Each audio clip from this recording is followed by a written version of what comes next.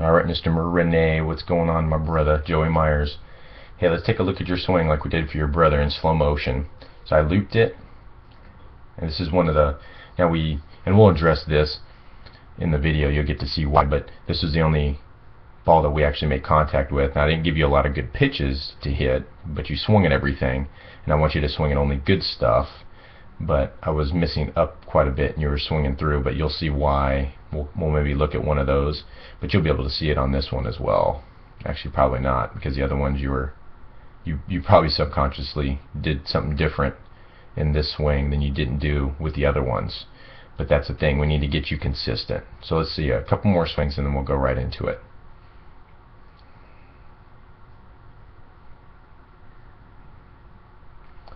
But not too bad. I think just the vision is the big thing. I think if we change your vision, you're going to see a major shift. Okay, so let's back it up. Now, we worked on the foundation like we talked about in your brother's video, if you saw that. We made sure that we did our 3-step this week, working on getting our back foot in, gathering information, stepping our front foot in, and making sure we're the right distance away from the plate, and then our hand position. And I like our little start. The thing that we're going to end up not doing is going back as far as you do. Actually, we look okay there. It was taking this barrel, and instead of being so vertical with it, to have it behind your head a little bit more. So working on that this week would be good.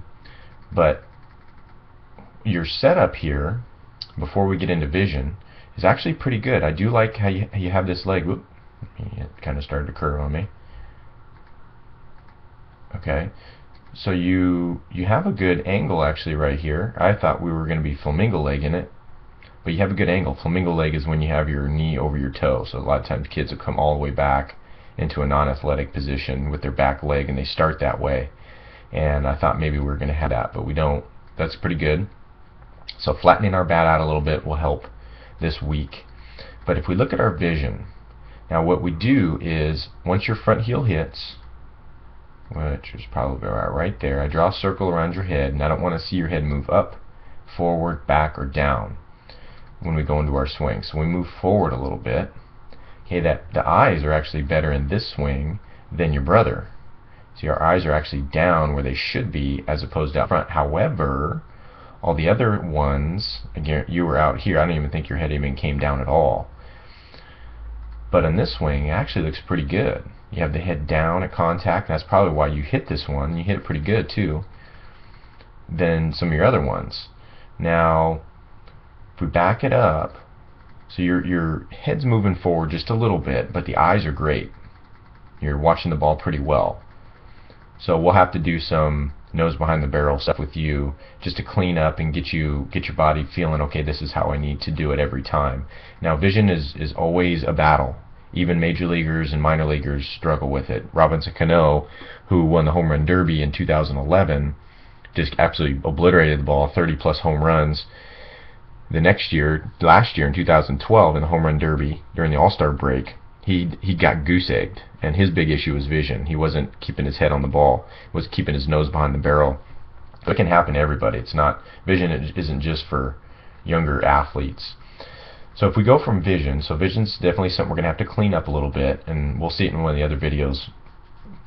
But with having the bat straight up, it's causing us not to get in a very good athletic position.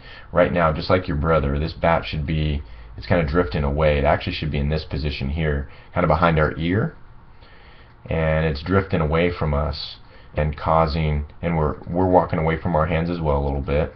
See how the hands just kind of moving away from us, versus if you were a boxer and you were going to throw a punch, how would you, if you're going to punch a hole through somebody's chest, how would your hands look? Would they look like this, how you got them? Or would they be tighter in here, almost pushing behind you like you're loading that punch up? Like I said in your brother's video, I don't want any of these things we talk about today, I don't want you to start doing. If anything, make sure you get your foundational stuff down, the 3-step thing we talked about on this day. If anything, you can work on nose behind the barrel, because that's an easy one to do. But if you're going to do nose behind the barrel, you got to do it Keep that nose behind that barrel all the way through your swing. But the other part is, we're walking away from our hands, barrel's not in a good athletic position to be able to put some force on the ball. Now your front arm actually is a little bit better bent than your brother's. Your brother's was straightening out, he was walking away from his hands a little bit too much. So we don't get an arm bar here, which is good. We actually are in a better hitting position with our upper body. That is a great hitting position. Right here, you're connected, although you don't realize it. But your back elbow is nice and attached to your rib cage. This front arm will get better with some of the moves that we'll be working on. But it looks a lot better than some of my other kids I see. You have good straightening out of that front leg. Although it's kind of straight the whole time, we're going to teach you to get a little bit more bend, land with a little bit softer front leg, and put a little bit more weight there, because you are sitting back a little bit too much. You have a good angle back here, but you're really trying to sit back on this back leg way too much and not allowing, you're just kind of reaching out like a cat with your front leg, your front foot, as opposed to I'm gonna want you to actually move and put about 55 to 60% of your body weight on that front leg when you land. And then we'll end up going back into this position that you're in, but your body's straight up and down, which if I were to draw an angle, check out your angle through your head, and you're almost 74, you're probably 72 degrees, where I want to actually get you to about 65, less than 65 degrees. So something that's going to look more like an angle that's going to look more like this. And going forward first, and then going back like you snap a towel, and this stuff we'll talk about later, you don't have to understand it now, but that's going to help you get in that back position.